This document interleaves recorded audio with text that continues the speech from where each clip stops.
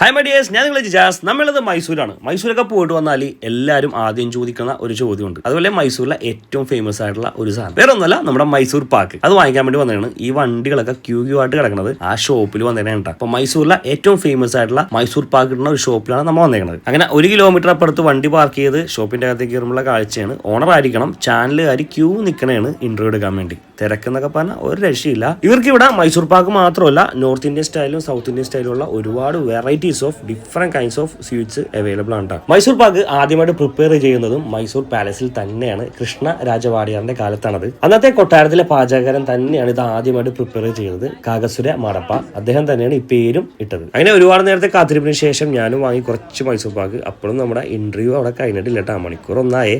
Operation സിന്ദൂറിന് ശേഷം പ്രതിഷേധം എന്നുള്ള രീതിയിൽ മൈസൂർ പാക്ക് എന്നുള്ളത് മാറിയിട്ട് മൈസൂർ ശ്രീ എന്നും അറിയപ്പെടുന്നുണ്ട്. ഇനിയിപ്പോൾ നമുക്കിത് എവിടെയാ നോക്കിയാൽ നമ്മുടെ മൈസൂര് ഫേമസ് ആയിട്ടുള്ള 125 വർഷം പഴക്കമുള്ള ദേവരാജ മാർക്കറ്റിന്റെ തൊട്ടടുത്തുള്ള ഫേമസ് ആയിട്ടുള്ള ഗുരു സ്വീറ്റ്സ് ഒരു മസ്റ്റ് ട്രൈ ആണ് കേട്ടോ.